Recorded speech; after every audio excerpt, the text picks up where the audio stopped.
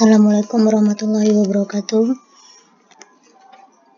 Kembali kita bertemu melalui penjelasan video tutorial materi untuk ekonometrika 2. Materi kali ini kita bahas tentang lanjutan regresi.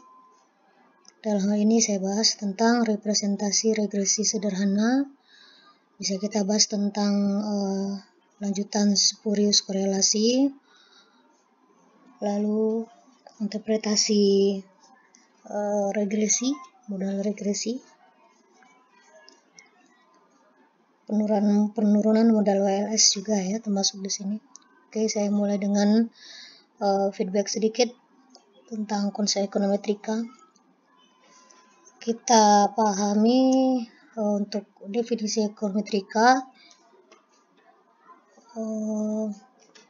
itu kita sudah pahami bahwa ekonometrika itu adalah ilmu yaitu seni penggunaan metode matematika dan statistik. Sudah kita bahas minggu kemarin tentang kegunaan ekonometrika, yaitu bisa digunakan oleh berbagai multidisiplin ilmu ya. Contoh kegunaan di sini adalah kita gunakan untuk menguji teori ekonomi,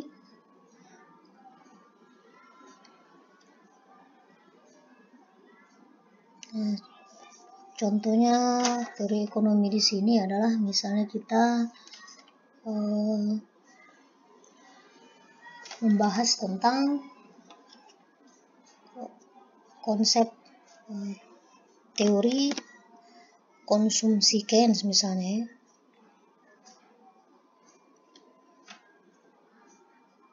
Nah, misalnya kita ketahui bahwa nilai MPC marginal propensity to consume itu bernilai 0 sampai 1 misalnya. Nah, karena ini dikembangkan oleh Keynes, kita harus paham mazhab apa yang melandasi teori Keynes, tahun berapa teori itu dilahirkan, dan studi kasus apa yang Keynes bahas sebagai contoh aplikasi sehingga terumuslah teori ini. Masih bisakah digunakan konsep teori ini? Ya masih bisa ya, asalkan itu masih relevan dengan perkembangan isu atau fenomena kekinian. Terkait dengan MPC tadi, misalnya kita ingin menguji Indonesia itu termasuk kepada negara miskin atau tidak gitu ya. Negara miskin, misalnya kita pahami nilai MPC kemungkinan berkisar di atas 0,8 gitu ya. Misalnya setelah kita buktikan, setelah kita hitung, ternyata kita ketemu nilai MPC itu 0,8. Oh, ternyata Indonesia masih termasuk negara miskin misalnya. Atau bisa kita temukan nilai MPC itu 0,75 seperti negara Swedia misalnya. Oh, ternyata teori yang kita bahas ini membuktikan bahwa memang negara Indonesia masih tergolong kepada negara miskin. Nah, misalnya seperti itu ya. Itu namanya pengujian teori seperti itu. Perlu kita pahami lagi selanjutnya adalah antara konsep matematika dan statistika ini. Nah, statistika ini kita pahami sebagai suatu ilmu strategi ya, social science, membahas tentang human behavior. Kalau untuk konsep matematika ini biasanya menggunakan kebenaran yang absolut seperti itu. Nah, bagaimana ekonometrika meramunya? Nah, inilah kita kombinasikan antara kedua bidang ilmu ini. Seperti kita pahami juga bahwa statistika itu adalah konsep yang stokastik ya. Nah, stokastik ini biasanya masih bersifat deterministik istilahnya itu. Lawannya itu deterministik, yaitu konsep yang sudah pasti ya, sudah ditentukan namun yang stokastik tadi sifatnya random atau acak. Nah, bagaimana ekonometrika meramu kedua konsep ini? Nah, inilah gunanya ekonometrika tadi. Nah, ketika misalnya lebih gampangnya kita pahami ya, misalnya matematika menghitung 3 tambah 5 itu adalah mutlak 8, tapi statistik ini bisa karena dia social science ya, bisa meramu ini menjadi nilainya ada 8. Nah, inilah penggabungan dua konsep ini, bagaimana ekonometrika ini menghitung perpaduan antara dua konsep ini. Gitu. Artinya apa? Ekonometrika ini bisa mengidentifikasi dan mengkuantifikasi hubungan antara variabel dalam ekonomi, tentu saja dengan analisa yang sifatnya empiris seperti itu.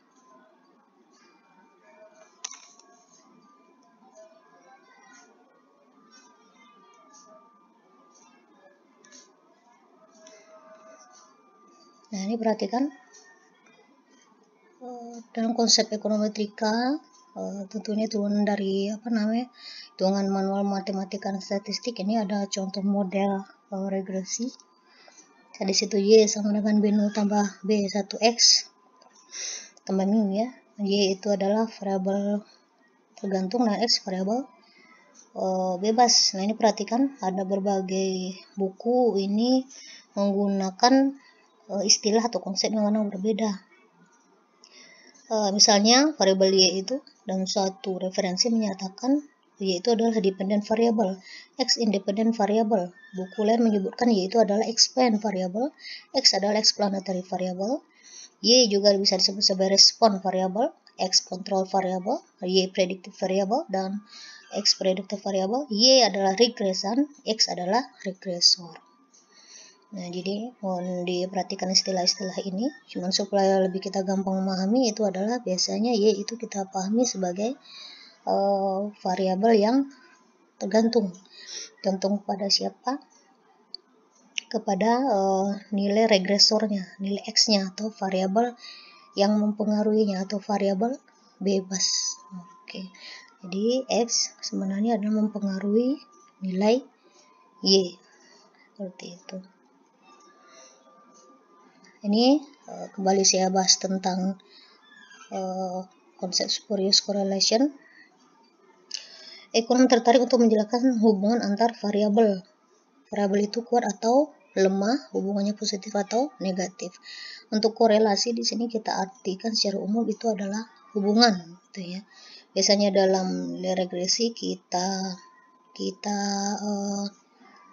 notasikan dengan nilai R ya. Kalau regresi biasanya kita gunakan korelasi persen. Nah, ini nilainya berkisar antara min 1 sampai 1. Nah, di sini harus kita secara tegas menyatakan korelasi atau R itu kuat atau lemah. Tidak ada istilah cukup kuat, cukup lemah, agak lemah. Tidak bisa ya, ini kuat atau lemah.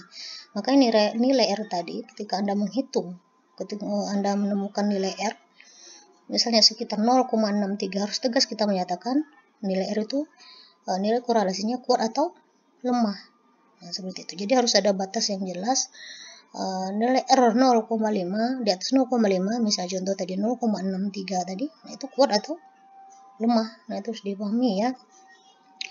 Ini istilah spurious correlation ini kenapa penting kita bahas, karena ini menurut Yu 1926 dia mengatakan bahwa korelasi semu itu terjadi saat dua variabel berkorelasi kuat namun tidak mempunyai asosiatif hubungan sebab akibat. Misalnya Anda ketemu nilai R-nya itu secara tegas Anda bisa katakan R-nya kuat, bagus ya, nilai R-nya 0,80 misalnya. Tapi ternyata hubungan variabel itu ya setelah kita bahas itu tidak masuk akal. Saya Anda ingin meneliti tingkat kemiskinan, misalnya tingkat kemiskinan di suatu wilayah dengan kejadian banyaknya ternak jenis tertentu itu bertambah populasinya, kelahiran suatu ternak misalnya kita bahas ya, kuda misalnya begitu ya. Jadi Anda ingin mencari hubungan antara tingkat kemiskinan di suatu wilayah dengan kelahiran satu jenis ternak, yaitu kuda ya. Ini bisa saja dihitung, nilainya akan keluar. Bisa jadi setelah data yang Anda kumpulkan itu cukup, lalu Anda olah, ketemu R-nya 0,80. Nah, ini kan bagus korelasinya, cuman ternyata secara hubungan variabel ini tidak masuk akal. Itu ya, tidak masuk logika. Mungkin atau tidak kemiskinan suatu wilayah itu ada berhubungan dengan kelahiran satu jenis ternak tertentu, kuda tadi misalnya, itu kan tidak masuk di akal. Nah, ini dikatakan spurious korelasi. Sebenarnya secara teori misalnya atau secara logika itu tidak mempunyai hubungan asosiatif. Akhirnya dia menjebak ya. Nah, seperti itu. Itu istilahnya. Setelah memahami konsep ini, baru bisa kita lanjut tentang pendefinisian persamaan regresi. Nah, ini perhatikan. Regresi itu persamaan atau modelnya secara umum ditulis seperti dalam slide itu ya. Nah, ini misalnya CI sama dengan B0 tambah B1 Y1 E. Nah, ini misalnya tadi kita ingin membahas regresi konsumsi terhadap pendapatan. C adalah konsumsi, Y pendapatan. Nah, perhatikan untuk EI ini adalah untuk sementara secara umum kita artikan dia sebagai sampel atau populasi. EI ini adalah nilai residual, yaitu garis regresi sampel data. Saya ulangi, EI itu adalah residual, garis regresi sampel data. B1 topi itu adalah rumus dengan menggunakan matriks sebenarnya ya. Jadi ini sebenarnya hitungannya manual B1 topi ini. Tapi harus kita bahas karena ini ada dasarnya ya sebelum kita menggunakan alat uji. B1 topi ini adalah koefisien dugaan atau estimated parameter. Yang mau dipahami, B1 ini adalah setelah dihitung secara keseluruhan atau B1 topi ini adalah koefisien dugaan atau estimated parameter. EI tadi adalah nilai residual. Oke. B1 topi sama dengan, itu saya artikan untuk simbolik saja itu ya, yaitu adalah Y transpos Y diinverskan lalu dikalikan dengan Y transpos C. Nah, begitu. B1 topi itu adalah Y transpos Y diinverskan dikalikan dengan Y transpos C. Nah, Y adalah variabel independen yang dipengaruhi oleh variabel dependen. C adalah variabel dependennya ya. Nah, tapi sekali lagi saya tegaskan bahwa B1 topi ini adalah untuk hitungan manual menggunakan matriks sebenarnya. Setelah kita menggunakan alat uji ini sebenarnya tidak diperlukan, tapi Anda harus paham konsepnya. Oke.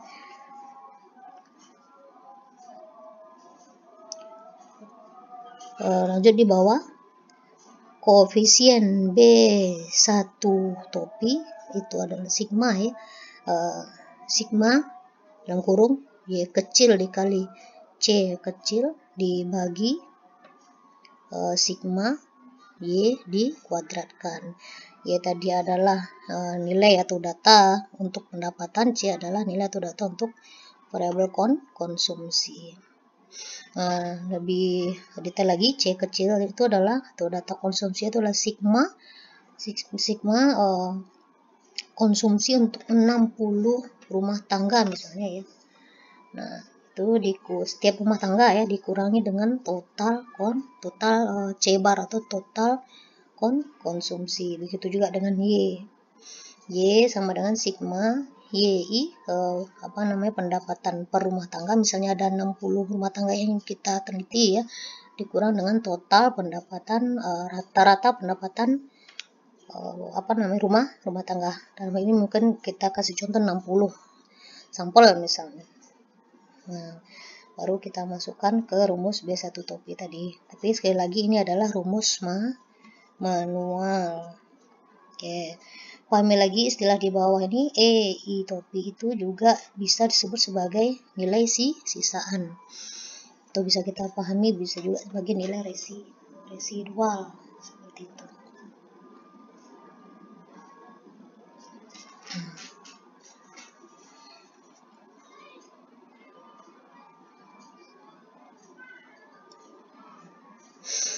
Ini perhatikan untuk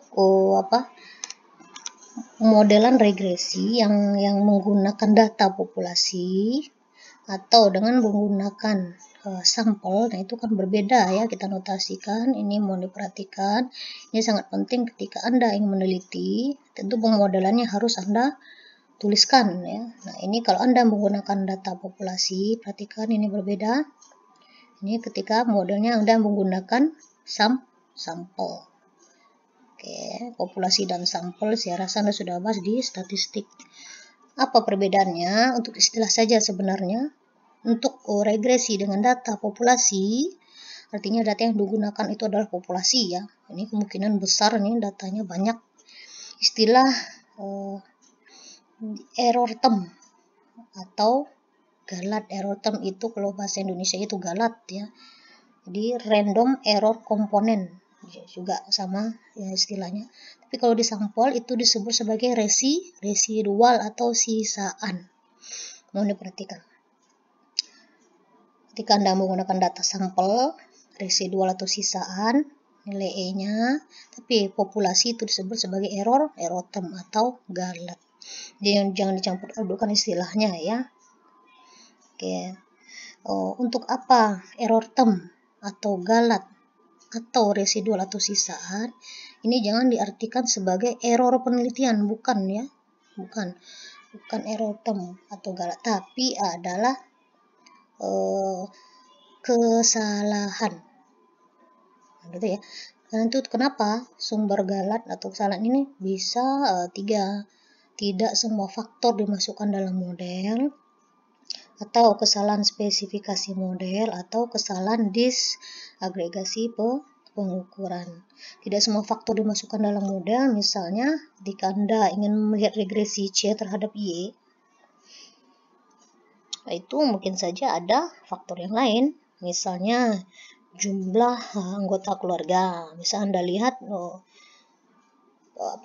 suatu keluarga pendapatannya 2 juta misalnya, propensity konsumnya berbeda, atau misalnya rata-rata konsumsinya 10 juta misalnya, dengan rumah tangga lain pendapatan yang sama 12 juta tapi konsumsinya hanya 7 juta. Berarti ada faktor lain yang mempengaruhi pola konsumsi, tidak hanya sumber pendapatan tapi juga sebenarnya jumlah anggota keluarga misalnya. Nah, itu kan ada faktor lain ya. Kesalahan spesifikasi model sudah kita bahas ya pertemuan 1. Nah, yang perlu saya tekankan mungkin ini ada kesalahan dan disagregasi pengukuran. Misalnya saya mensurvei misalnya tingkat pemahaman Anda memahami materi ekonometrika 2. Saya buat model online ya, atau Zoom, menggunakan Zoom. Setelah kuliah selesai, saya sebar kuesioner. Apakah Anda memahami materi yang saya sampaikan? Dari 20 orang yang mengikuti, misalnya ketemu dua sampel ternyata tidak memahami. Nah, saya sebagai dosen atau akademisi tentu penasaran ya. Saya cek data pribadi, data ininya yang mengisi survei, ternyata dia adalah remaja yang ternyata tidak ikut dalam perkuliahan secara perkuliahan umum. Artinya dia bukan seorang mahasiswa. Dia hanya masyarakat umum yang ingin mengetahui tentang konsep ekonometrika. Nah, ternyata dia tidak paham. Sementara peserta yang lainnya itu adalah mahasiswa. Sudah mengikuti statistik, sudah mengikuti ekonometrika 1, lanjut ekonometrika 2. Nah, ini paham. Nah, seperti itu. Artinya dua data tadi yang dijadikan sebagai sampel. Nah, itulah sumber adanya disagregasi dalam pengukuran. Nah, ini mengganggu ya, ini menyebabkan munculnya error term atau galat atau tadi residual atau sisaan. Oke, demikian dulu penjelasannya tentang ekonometrika lanjutan. Jika ada pertanyaan dapat kita diskusikan. Assalamualaikum warahmatullahi wabarakatuh.